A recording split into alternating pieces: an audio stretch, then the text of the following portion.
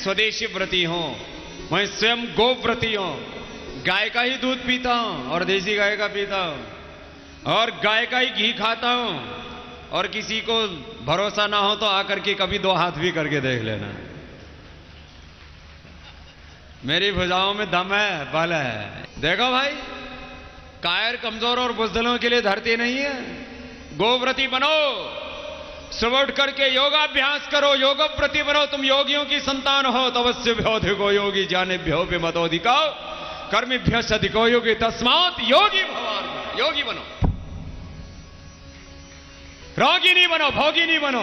क्या बनना है सबको?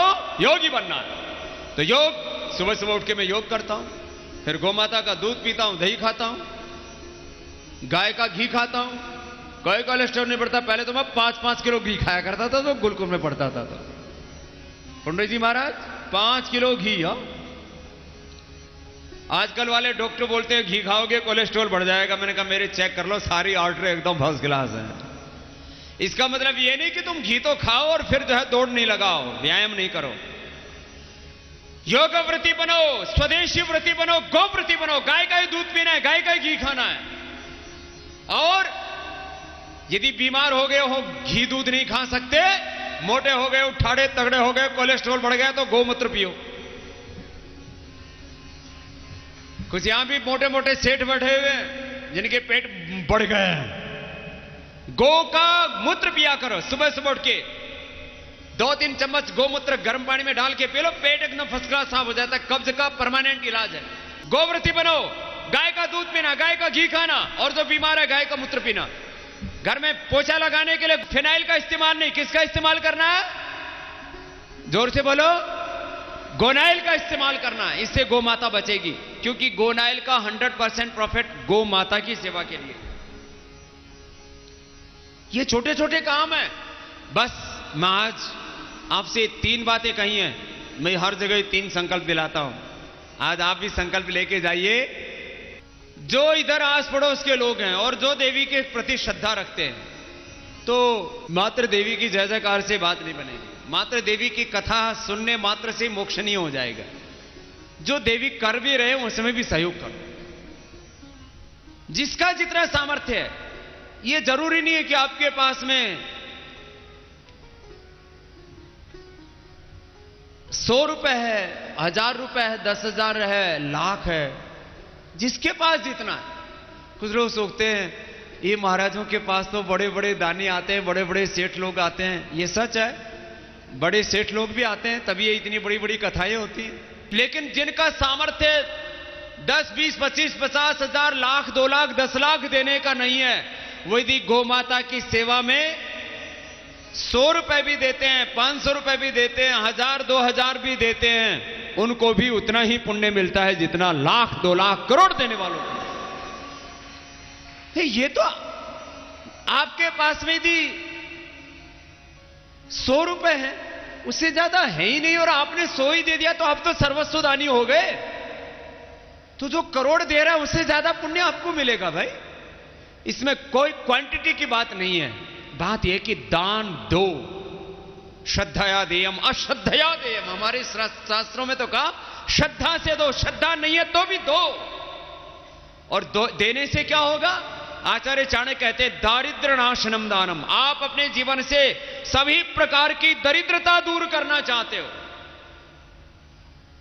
माने भावनात्मक दरिद्रता, ज्ञान की दरिद्रता, दिल की दरिद्रता, धन की दरिद्रता, जीवन में सब प्रकार की दरिद्रता, गरीबी, दुख, दर्द, अभाव, उनको दूर करना चाहते हो तो दान करो। जो दान करते हैं उनका धन अनंत गुना बढ़कर के उनको मिलता है। ये मैंने अपने जीवन में देखा है, और ये जो दान करने वाले हैं सबके जीवन में देखा।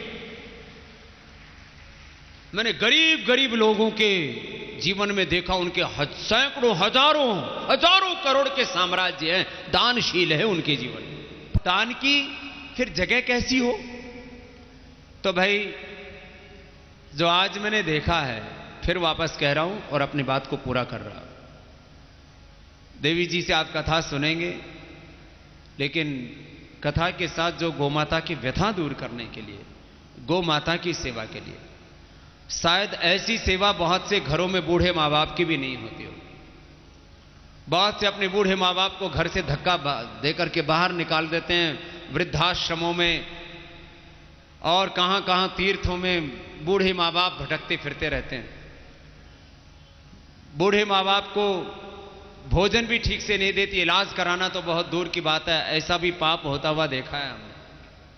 लेकिन शायद हो सकता है जमाना माँ बाप को भी भूल गया हो, अपने स्वजनों परिजनों की भी उतनी सेवा न कर पाता हो जितना हमारी ये प्यारी बेटी देवी चित्रलेखा जी जो यहां गौ माता की सेवा कर रही है, वो अपने आप में एक उदाहरण आदर्श है। जो एक कुलीन सुपुत्र अच्छे खानदान के बेटा बेटियां जैसे अपने मां बाप की सेवा करते हैं, ऐसे देवी चित्रलेखा जी यहां गौ माता की सेवा कर रही हैं। बहुत बहुत अभिनंदन। और ये देवी चित्रलेखा जी का कोई पूर्व जन्म का प्रारब्ध होगा, कोई ऐसा कोई पुण्य होगा जिन्होंने ऐसा उन पुण्यों के कारण से ऐसा काम हुआ है। देखो कोई भी घटना हमारे जीवन में होती है, उसके पीछे हमारे पूर्व जन्मों के प्रारब्ध और गुरुओं के आशीर्वाद और माता पिता के पुण्य, वो सब पुण्य जब फलीभूत होते हैं तब ऐसा कोई कार्य होता है। ये गोमाता का जो सुपर स्पेशलिटी हॉस्पिटल, गो सेवा धाम हॉस्पिटल जो देवी जी ने शुरू किया है, हम इस कार्य के लिए देवी जी का पुनः पुनः अभिनंदन करते हैं।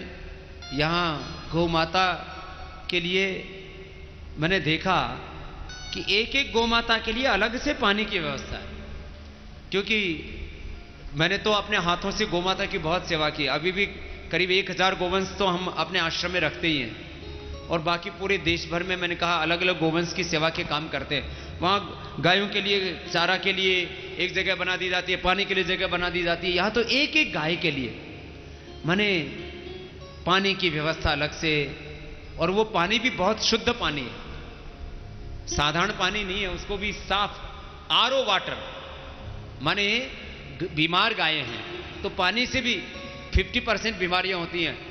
भाई आदमी को तो आरओ वाटर पीते समय हमने देश दुनिया में देखा, लेकिन गौ माता को भी आरओ वाटर पिलाते हुए पहली बार हमने देखा। आरओ प्लांट लगे हैं, फिर एक एक गौ माता के लिए जल की व्यवस्था है, एक एक गौ माता के लिए चारा की व्यवस्था है, और वो भी बहुत साफ सुथरा सारा। जैसे हॉस्पिटलों के अंदर जो स्वच्छता होती है, हाइजीन उसको वर्ड बोला जाता है अंग्रेजी में, जो हाइजीन मेंटेन किया जाता है, वो मेंटेन यहां पर यहां के गौसेवक करते हैं। फिर मैंने देखा गौसेवक, मैंने बहुत सी गौशालाओं में जाता हूं तो माने वहां गोबर के ढेर लगे रहते हैं, एक एक 2-2 फीट गोबर जमा रहता है। यहां माने जो गौसेवक हैं वो अपने हाथों से गाय का गोबर उठाते हैं, अपने हाथों से गाय मूत्र कर रही है उसको पात्र में ले लेते हैं। माने इतनी दिव्यता से, इतना हाइजीन के साथ, इतनी क्वालिटी के साथ। छोटे मोटे और भी कुछ लोगों ने हॉस्पिटल शुरू किए हैं गौ माता की सेवा के लिए, और पशुधन की जो भी यहां मैंने देखा गौ माता की सेवा के साथ जो भी कोई भी पशु बीमार है, यहां मथुरा से लेकर के और दिल्ली तक ये बहुत बड़ा हॉस्पिटल है, और पूरे देश में सर्वश्रेष्ठ ये गौ माता की सेवा का हॉस्पिटल है, सर्वश्रेष्ठ। कोई भी काम करे तो उसको एक महिमा के साथ करना, गुणवत्ता के साथ करना, प्रामाणिकता के साथ करना बहुत बड़ी बात होती है। तो देवी जी ने ये बहुत बड़ी सेवा का काम किया है, और इसके लिए मैं पूरे पतंजलि योगपीठ की ओर से, अपने श्रद्धेय गुरुदेव की ओर से,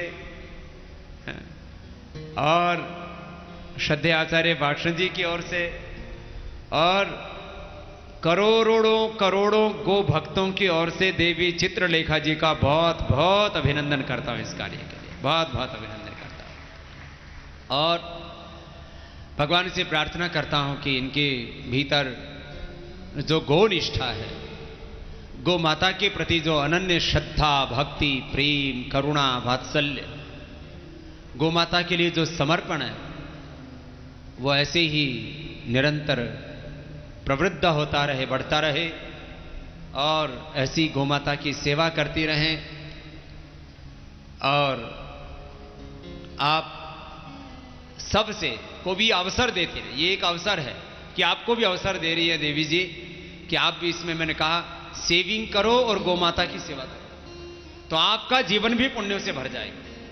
मैं आपको एक विश्वास दिलाता हूं, ये अपने जीवन की बात कह रहा हूं। कुछ लोग मुझसे बड़े नाराज रहते हैं, खास करके ढोंगी पाखंडी लोग मुझे पसंद नहीं करते हैं, क्योंकि मैं ढोंगी पाखंडियों की पोल खोलता रहता हूं। मैं गौ माता को मानता हूं। मैंने बचपन में अपने हाथों से गौ माता की सेवा की, मैंने गुरुकुल में अपने हाथों से गौ माता की सेवा की और अभी भी गौ माता की सेवा करता हूं और अंतिम श्वास तक गौ माता की सेवा करूंगा। और मेरे जीवन में जो कुछ भी पुण्य है उसका श्रेय गौ माता की सेवा है। मैं गौ माता की सेवा को ही सब कुछ मानता हूं। और लोग इधर उधर जो है, ये दोष हो गया, ये जीवन में अशुभ हो गया, ये क्या हो गया, कैसे हो गया। भाई, कोई भी आपके जीवन में कोई कहना कोई दोष है, पहली बात तो यह है कि घबराए मत करो, भगवान के आशीर्वाद तुम्हारे साथ में, गुरु के आशीर्वाद तुम्हारे साथ में। फिर भी तुम्हें लगता है जीवन में कोई दोष हो गया, कोई अशुभ हो गया, तो आपको सेवा करना, आपको कोई दोष निवारण के लिए कोई अनुष्ठान करना है ना, तो भैया गौ सेवा धाम में आकर के सेवा कर देना, तुम्हारे सारे दोष मिट जाए, सारे तुम्हारे दुख दर्द मिट जाए। ये है असली अनुष्ठान कि यहां आकर के सेवा करो। अब इसमें कोई आपको सोचने समझने की आवश्यकता नहीं है। इसलिए सब लोग जो यहां पर बैठे हैं, वो भी जो गांव के भी लोग हैं, वो भी थोड़ा थोड़ा सेविंग करो, थोड़ी बचत करो। और साल में एक बार या 6 महीने में एक बार, साल में 1-2 बार तो देवी जी खुद ही कथा करते हैं, तो यहां आकर के साल भर की जो आपकी सेविंग है उसको गौ माता की सेवा में लगाओ। सबसे बड़ा दान है, सबसे बड़ा दान। और मेरे को याद आ गया, अभी जब मैं ओटी में गया था ऑपरेशन थिएटर में, तो यहां जिन गौ माता गोवंश के बछड़ा बछड़ियों के पैर आदि नहीं है, उनको जैसे बच्चों को इंसानों को पैर लगाए जाते हैं, ऐसे पैर भी लगाने की व्यवस्था की। पहली बार रोड आदि डाल करके जैसे आदमियों का ऑपरेशन किया जाता है, यहाँ के 2 डॉक्टर हैं, बड़े अच्छे हैं, मथुरा प्रसाद और मनीष पारी। ये दोनों डॉक्टर, एक बार भाई डॉक्टरों का भी अभिनंदन होना चाहिए। इन दोनों डॉक्टरों को मंच पे बुलाओ भाई, ये मथुरा और मनीष पारी, ये जो हमारे इन दोनों डॉक्टरों को, वो अभी उधर सेवा में होंगे, उनको भी इधर बुलाइए भाई। ये डॉक्टर भी इतने श्रद्धा से सेवा करते हैं, ऐसे सेवा करने वाले डॉक्टर भी भाई बहुत पुण्यशाली हैं।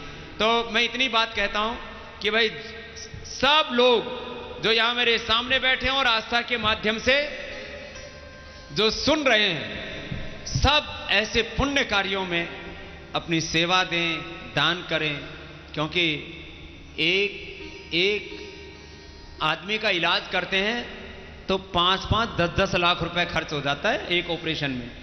अब कोई हॉस्पिटल में चले जाओ, 50,000, 1 लाख से कम तो कोई बिल ही नहीं आता जिसकी एंट्री हो गई।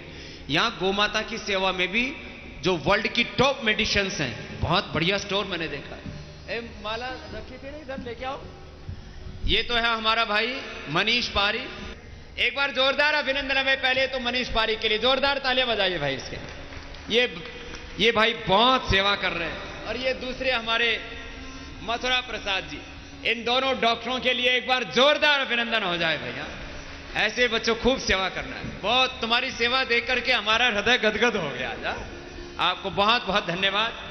और अब मैं अधिक ना कहता हुआ, भाई जो है आप सबको हमने सेवा के लिए इसलिए बोला कि हम भी इस सेवा को कर रहे हैं, और श्रद्धेय आचार्य वात्स्य जी का, हमारे गुरु जी का, हमारा सबका आशीर्वाद देवी जी के लिए है ही। मैं अंत में देवी जी का अभिनंदन करता हुआ बस इतनी बात कहूंगा कि ये बेटियां हमसे पिछले बहुत वर्षों से मिलती रही है। बहुत बार मुझे कहा कि स्वामी जी आप एक कथा में जरूर आओ, मैं इनकी कथा में तो नहीं जा पाया इससे पहले, लेकिन आज जो हमारी बेटी सेवा कर रही है, जो यहां पर उस सेवा को देख करके हमारा हृदय बहुत अभिभूत है और हमारी आत्मा से इनके लिए अनंत आशीर्वाद निकल रहे हैं। बहुत बहुत अभिनंदन।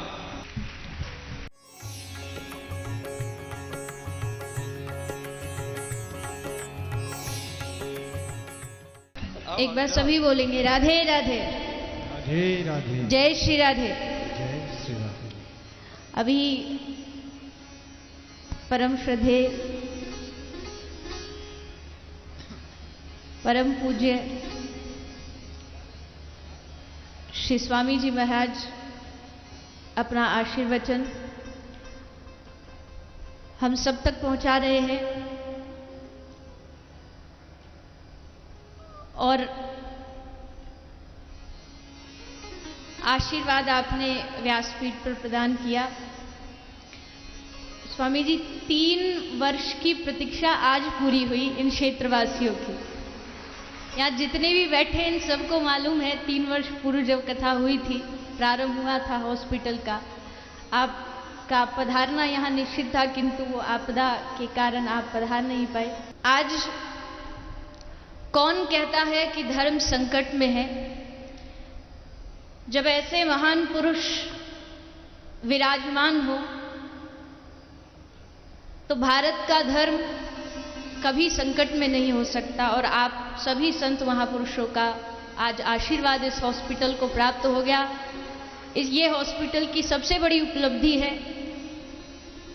क्योंकि बहुत दिनों से प्रयास चल रहा था कि श्रद्धे स्वामी जी, श्रद्धे आचार्य जी यहाँ पधारे हैं, किंतु स्वामी जी का आगमन नहीं हुआ और उन्होंने एक बहुत छोटी सी विनती पर आशीर्वाद देने के लिए वो यहाँ पधारे। और बड़ा सुंदर आप श्री ने सराहना भी की। यद्यपि आप जितने भी महापुरुष बैठे हैं, मेरी आयु भी, मेरा अनुभव भी आप सभी से कम है, किंतु एक व्यवस्था है कि मुझे ऊंचे बैठना पड़ता है, अन्यथा मेरा स्थान सभी संत महापुरुषों के चरणों में है। और स्वामी जी, एक जो आप स्वदेशी की बात कर रहे थे, हमारे पूरे हॉस्पिटल जो है ये एम्बुलेंस की सुविधा भी देता है और पूरी जो एम्बुलेंस है वो स्वदेशी महिंद्रा की है। अभी हमारे पास 4 एम्बुलेंस है। तो आप जैसे संत महापुरुषों का आशीर्वाद बना रहे। 3 वर्ष में इस हॉस्पिटल को जितना भी सहयोग प्राप्त हुआ, आपके सामने पूरा परिवार हमारा इस कार्य में लगा है और जो भी सुविधा हम दे सकते हैं, जितना भी दान आता है, हर पैसे को हम गौ माता में लगाते हैं। अभी गर्मी का समय है, गौ माताओं के लिए एसी की व्यवस्था की गई है ताकि गौ माताओं को कोई असुविधा ना हो। जल का आपने बताया, बस आपका आशीर्वाद सदा इस हॉस्पिटल पर बना रहे। परम श्रद्धेय परम पूज्य श्री आचार्य लोकेश मुनि जी, आप भी पहले भी कथा में पधार चुके और आज हॉस्पिटल में भी प्रथम बार पधारे हैं। आप श्री का भी बहुत बहुत अभिनंदन है। आप सभी संत महापुरुषों के चरणों में मेरा प्रणाम। हमारे आस्था से पधारे हैं श्री प्रमोद जोशी जी, आप सबका आगमन यहाँ हो गया। ये हॉस्पिटल की धरता और भी अतएव इसकी शोभा और इस कार्यक्रम की शोभा बढ़ गई। हमारे परम श्रद्धेय परम पूज्य श्रीमन माधव गौड़ेश्वर श्री पुंडरीक जी महाराज, आपका भी आगमन। आइए थोड़ा आशीर्वचन प्राप्त करते हैं। व्यासपीठ पर विराजमान देवी चित्रलेखा जी, और वास्तव में संपूर्ण भारतवर्ष को सवेरा दिखाने वाले और समझाने वाले योग ऋषि, जीवन में सबसे महत्वपूर्ण चीज श्वास होती है और श्वास का प्रबंधन समझाने वाले स्वामी रामदेव जी, लोकेश मुनि जी, परमादरणीय मेरे अत्यंत प्रिय गोवत्स श्री राधा कृष्ण जी महाराज, इनका देवी जी का पूरा परिवार, उपस्थित गणमान्य लोग। हमारे यहाँ एक पद्धति है कि जब अनुष्ठान चले और स्थान कम हो, तो जैसे आगे कोई यज्ञ में आहुति दे रहा हो तो पीछे से अगर हाथ छुपा लिया जाए तो संग हो जाता है। तो इसलिए मैं संग बैठ गया, जो जो इन्होंने बात कही उन सब में अपना हाथ लगा ले रहा हूं। तो वही बात पुनरपि दोबारा कहने का कोई लाभ नहीं है। एक मंगलमय चिकित्सालय गौ माता का, जिसकी बहुत आवश्यकता थी। ब्रजमंडल में अनेकों गौशालाएं बहुत पहले से उपस्थित हैं। मैं स्वयं भी एक छोटा सा सेवा प्रकल्प करता हूं, परंतु जब चिकित्सा की बात आती थी तो उसका प्रबंधन कहीं भी उपस्थित नहीं था। बड़ी दिक्कत होती थी, असुविधा होती थी। कहीं पर भी कोई गौ माता अस्वस्थ हो जाए, गर्भ के समय कोई पीड़ा हो जाए, कोई भी बात हो, तो अब मुझे बड़ी निश्चिंतता है कि मेरी माँ के लिए भी एक बड़ा सुव्यवस्थित अस्पताल यहाँ उपस्थित है। आपकी कथाओं का क्रम इसी की सेवा के लिए होता है। मैं ठाकुर श्री राधा रमण जी के चरणों में अनुनय विनय करता हूँ कि इनके भागवत के प्रवाह के एक एक शब्द संपूर्ण जगत को ऐसे प्रोत्साहित करें कि वो गौ चरणारविंदों में अपने संपूर्ण जीवन को समर्पित करने के लिए संकल्पित हों, उद्यमी हों, सब कुछ दे करके अपनी गौ माता को, गौ का मतलब संपूर्ण ब्रह्मांड, अगर कोई एक गौ की सेवा कर ले तो वास्तव में पृथ्वी आपत्ति में गौ का ही रूप धारण करती थी। तो अगर आप एक व्यक्ति को खिलाएंगे, एक व्यक्ति की सेवा करेंगे, तो वो निश्चित एक सीमित दायरा रहा। पर अगर आपके मुख से एक गौ को ग्रास मिला तो संपूर्णतः पूरे पृथ्वी, पूरे ब्रह्मांड को तृप्ति और आहार का अनुभव होगा। वास्तव में गौ पृथ्वी का स्वरूप है। यहाँ बीमार गाय आती है और पृथ्वी भी इकोलॉजिकल इम्बैलेंस के कारण कहीं न कहीं बीमार ही है। तो मेरे मन में ऐसा भी भाव आ रहा था कि यहाँ गौ को स्वस्थ करने के प्रकल्प के द्वारा कहीं न कहीं ऐसी भूमिका भी बनेगी कि संपूर्ण पृथ्वी ही स्वस्थ हो पाएगी, भारतवर्ष का उत्कर्ष हो पाएगा। ज़्यादा कहने का अवकाश नहीं है। पुनरपि स्वामी जी के हाथ के कोहनी पर अपनी उंगली छुपा के उनकी पूर्णाहुति में अपना भी योगदान समर्पित करता हूँ। भागवत इस आयोजन को प्रणाम करता हूँ। बहुत बहुत धन्यवाद। जय जय श्री राधे श्याम। महाराज श्री राधा कृष्ण जी दो शब्द बोल दो, फिर हम प्रस्थान ही करेंगे। आप पूज्य स्वामी जी महाराज जब बोल रहे थे, समय भी अपनी गति से चल रहा था, तो मैं यही सोच रहा था, यद्यपि ऐसे बड़ी सभा में और इतने महापुरुषों के बीच में अपनी वाणी पवित्र करने का अवसर मिले, ऐसी मेरी पात्रता नहीं है, पर फिर भी सोचा यदि कहीं से अवसर आया तो यही कहूँगा कि जो पूज्य स्वामी जी महाराज ने गोव्रती, योग व्रती और स्वदेशी व्रती बनने की विनती हम सबसे कही है, इसको एक अभियान समझ करके भारत का हर एक व्यक्ति लागू करे तो निश्चित रूप से कल्याण होगा। और श्री देवी चित्रलेखा जी ने जो इतना सुंदर गो अस्पताल, गो सेवा धाम का जो प्रकल्प अपने हाथ में लिया है, मैं विनती करता हूँ भारतवर्ष के सभी कथाकार कोई न कोई इस प्रकार का सेवा कार्य जरूर संचालित करें और अपनी कथा के माध्यम से, सेवा के द्वारा भारत माता की सेवा करें, अपनी प्रसन्नता और आनंद व्यक्त